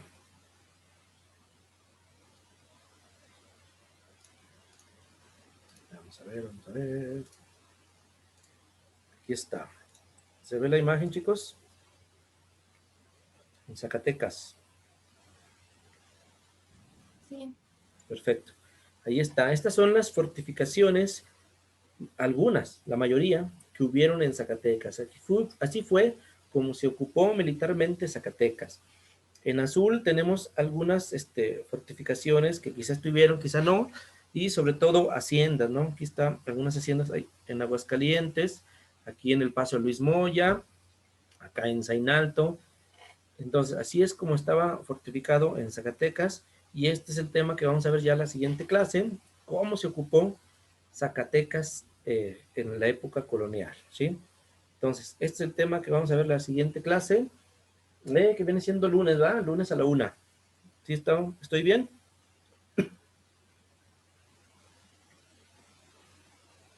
¿Sí, verdad? Sí, al lunes a la 1. Perfecto. Entonces, yo ahorita corrijo la hora de entrega del reporte para que lo puedan entregar hasta el lunes todavía, para que sigan leyendo. Acuérdense que ya les puse ahí algunas lecturas. La básica, acuérdense que es la de Baywer, ¿verdad?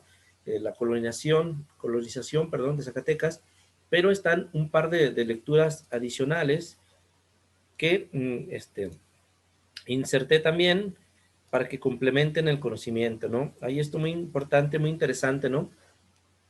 El que se llama Nueva Luz sobre la Fundación de Zacatecas, de Federico Sescos, para debatir qué sucedió con la Fundación de Zacatecas, ¿no? Y Peralmíndez Chirino también, para ver cómo este visitador veía Zacatecas. Eso es complementario, pues, para que ustedes tengan más elementos. Pero bueno, la siguiente clase, pues, nos vemos para abonar este tema. Y bueno, ya en el contenido, ustedes, el que quiera, ya vaya revisando las lecturas, revisando los videos, las películas, por ejemplo, pero en su momento los iremos viendo tema por tema. En algunos, acuérdense que déjenme ver, son 6 temas, no, 5 temas. 5 temas generales. No todos se van a poder ver a lo mejor en clase, ¿verdad? Algunos simplemente será la lectura y les dejaré alguna actividad. Me falta actualizar esa parte de las actividades, pero, por ejemplo, si vieron en la parte 3, Iglesia e Inquisición, pues va a estar la charla con la doctora Georgina. Charla quiere decir que puede ser clase como invitada especial, o que puede ser una grabación de un tema, ¿no? Por ejemplo, ya tengo el tema de los pueblos y barrios de indios, ese ya lo tengo. Ya a veces puede ser que los temas no los veamos en este orden que vienen presentados aquí, ¿verdad? Según como estén disponibles, los iremos viendo. Pero bueno, están las lecturas ahí. Ya en las descripciones iré diciendo qué vamos a hacer con cada material y con cada tema, ¿sí? No se me desesperen, pero pueden ir leyendo sin problema. Pueden ir abordando todo el contenido del material para que vayan ustedes ya descubriendo todo, ¿sí? Y si salen preguntas, pues qué mejor también, ¿no? Pero ahí está pues. Si no hay más dudas, chicos, nos vemos ya la siguiente semana. Profe, Sí, ¿podría por favor proporcionarnos el video de esta clase en la plataforma? Es que, por ejemplo, hoy falló mucho mi señal y hubo partes que me perdí, pues hasta que pude volver a integrarme de nuevo. perfecto, sí, muy bien. Lo bueno es que ya ahora sí se grabó de forma automática, porque hay veces que no quiere, y hay veces que ya empiezo la clase y se me pasa grabar. La vez pasada, no sé si con ustedes, pero creo que con el otro grupo no grabé, pero sí, la idea es subir estas clases en la parte que va cada tema, para que precisamente los que no hayan tenido oportunidad de estar en clase, pues bueno, tengan ahí el aprendizaje, ¿no? Entonces, sí, en un momento más también subo este video para que lo revisen, ¿eh? ¿Qué más, chicos? Gracias. De nada, de nada. Si no hay más preguntas ni dudas, pues nos vemos el lunes, chicos, con el siguiente tema. Hasta luego, profe. Hasta luego. que estén bien. Gracias, profe. Nos vemos. Muy Hasta bien, luego. pues Hasta luego, gracias. profe. Nos vemos. Hasta luego. Nos vemos, Hasta profe. luego. Hasta luego.